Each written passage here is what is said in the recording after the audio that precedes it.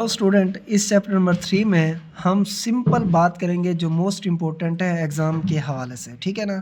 तो सबसे पहले इस चैप्टर में आपने रेशो की डेफिनेशन यानी निस्बत क्या होती है इसको याद रख लेना है। और इसमें जो मेन चीज़ है एमसीक्यूज़ बन सकता है, तो ये चीज़ आपने क्या कर लेनी है, याद रख लेनी है, ठीक है ना।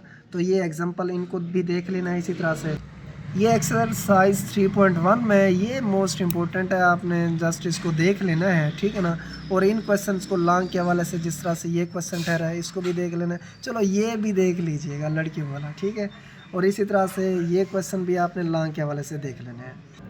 ये भी स्टूडेंट क्वेश्चन नंबर जो 11 है ये भी इंपॉर्टेंट है, एक्स की वैल्यू वो आपसे पूछ सकता है, तो ये शॉर्ट और लॉन्ग के हवाले से ये आ सकता है, ठीक है।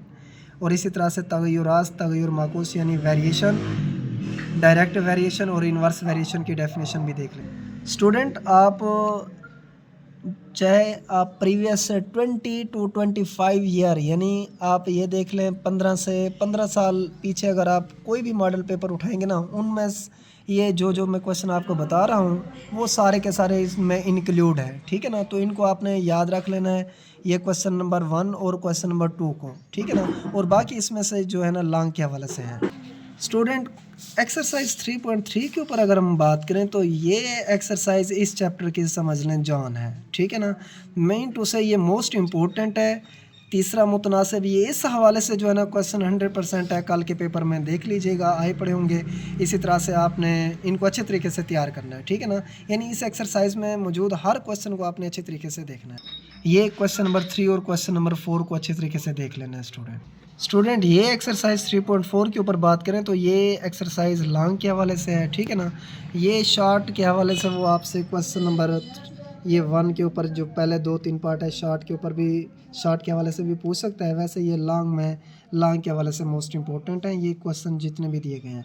और इसके पीछे जो भी थ्योरम है यानी कि कंपोनेंडो डिवाइडेंडो के हवाले से उनको आपने एज एमसीक्यूज़ के तौर पर भी अच्छे तरीके से याद रख लेना है। और नीचे ये जो डेफिनेशन दी गई है मुश्तरक तगय्युर यानी जॉइंट वेरिएशन की तारीफ़, इसको आपने देख लेना है। स्टूडेंट बाकी ये जो एक्सरसाइजेज हैं ना, साइजेज़ हैं, इनमें जितने भी क्वेश्चन हैं वो लॉन्ग के हवाले से हैं, ठीक है ना। अब हम चैप्टर नंबर 4 के ऊपर बात करते हैं।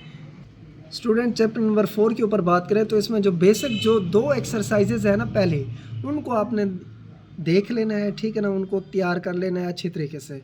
और इसमें जो ये डेफिनेशन जो मौजूद है ना इनको आपने अच्छे तरीके से देख लेना है, ठीक है ना। यानी प्रॉपर इम्प्रॉपर, ठीक है ना। और सिंपल फ्रैक्शन की डेफिनेशन एग्जांपल्स को भी देख लेना है, आपसे एमसीक्यूज़ के हवाले से पूछ सकता है वो।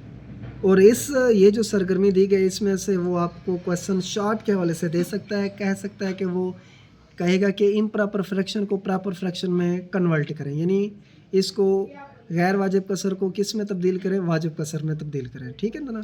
तो ये इस तरह से शॉर्ट के हवाले से इम्पोर्टेंट है। साथ ही साथ इसको भी आपने अच्छे तरीके से देखना है क्योंकि इसको छोड़ने का मतलब 2 नंबर रिमूव कराने हैं, ठीक है ना। तो इसको आपने अच्छे तरीके से देखना है। स्टूडेंट प्रीवियस चैप्टर में यानी चैप्टर 4 में आपने क्या करना है, उस एक्सरसाइज 4.1 और 4.2 को अच्छे तरीके से देख लेना है।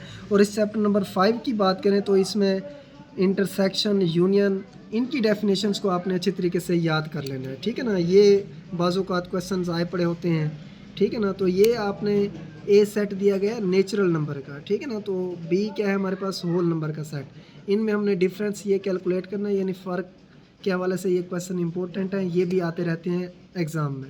स्टूडेंट ये एक्सरसाइज जो है ना मोस्ट इम्पोर्टेंट है 5.4, इसको आपने अच्छे तरीके से देखना है। ये क्वेश्चन नंबर 3 और ये क्वेश्चन देख लेना है, ठीक है ना।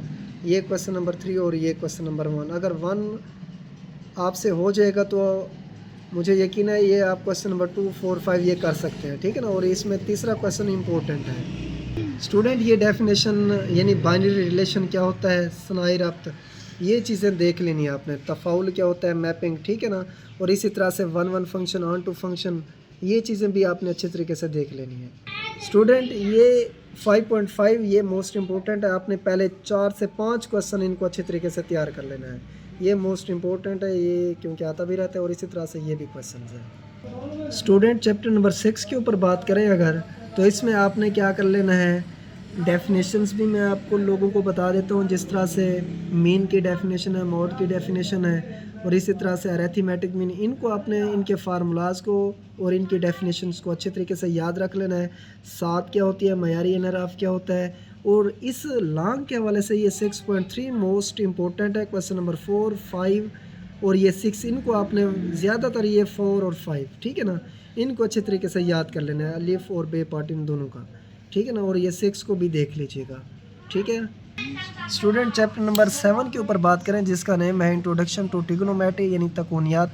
इसमें जाविये की तारीफ़ आपने याद करनी है, ठीक है ना, और इसी तरह से डिग्री की डेफिनेशन भी याद कर लेनी है, ठीक है ना। ये आपने डेफिनेशन एज इट इसी तरह से लिखनी है, और साथ साथ ये रेडियन की डेफिनेशन भी देख लेनी है, और उन दोनों के दरमियान रिलेशन क्या होता है ये भी आपने याद रख लेना है, ठीक है ना।